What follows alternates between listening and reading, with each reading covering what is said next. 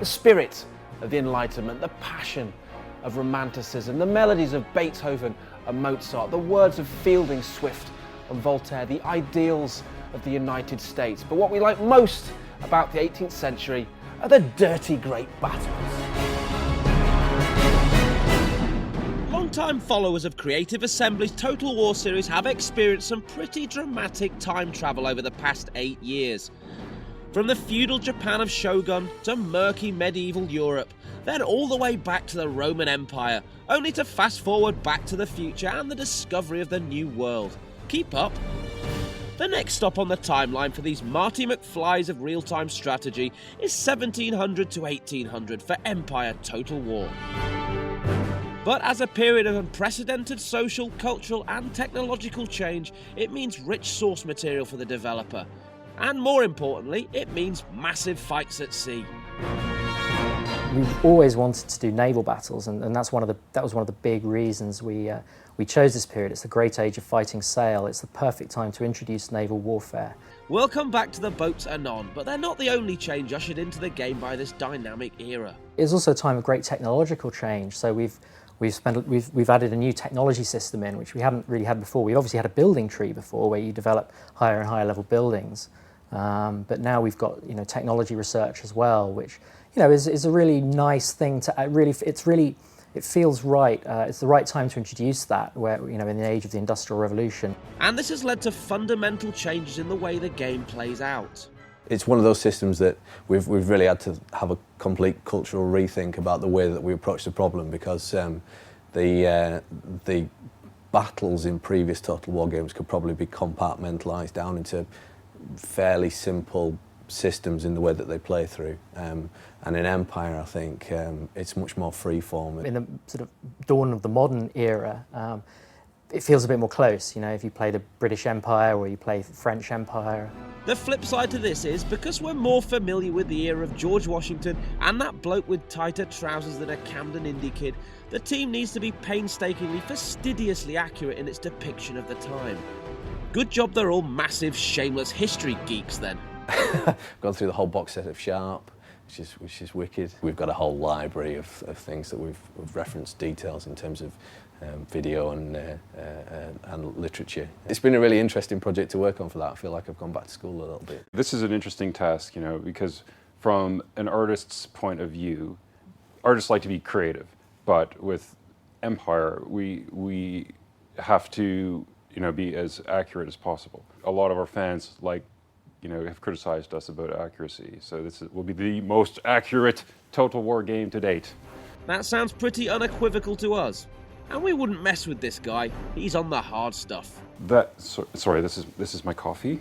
Accuracy, notwithstanding the necessary concessions to fun games demand, is obsession to Creative Assembly. So when it came to boat building, everything had to be not just ship-shape, but Bristol fashion too. We've gotten plans from the British Naval Museum for all of the ships. So we have these massive plans that we scanned and built all of the ship models based on. So there is no way that anyone is going to have more accurate ship models than we've made. Now, you'll know, if you pay attention to such things, that there's a general shift in the RTS genre towards accessibility. It's a word that has the hardcore frothing at the mouth in rabid anger. But fear not, for Creative Assembly wants to assure us it's not about to dump the rich strategic depth that is the cornerstone of the series, even if it is streamlining in a few places. We've got to be careful of, making sure that we keep the game deep and rich for our existing, fans. But we definitely are focused on, making the game more accessible as well, and bringing in, new people to what we think is a great gameplay experience. The soul of Total War is that it's a great big game that people, in terms of a single player experience, can spend a lot of time really getting into a deep gameplay experience. And that's why the studio says it has absolutely no plans to shift the Total War PC experience onto console. Dumbing down is not an option. The fact that Empire Total War is a PC-only game allows us to really, not make any compromises and do what we really want to do. Of course, we've had console spin-offs before, such as Spartan Total Warrior. although the more recent Viking Battle for Asgard was a bit rubbish. So if not the full Empire experience, how about an 18th century spin-off? Well, I can't really answer that. Alright mate, only asking. The 18th century hijinks of Empire are, as noted, the most modern creative assembly has ever dared go. But where next?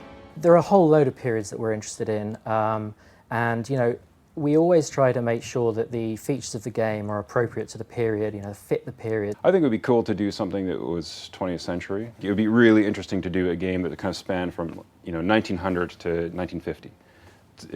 So we get all that interesting tech in there, but at the meantime we could maybe avoid some of the horrible stuff that went on as well, which we don't really want to be simulating.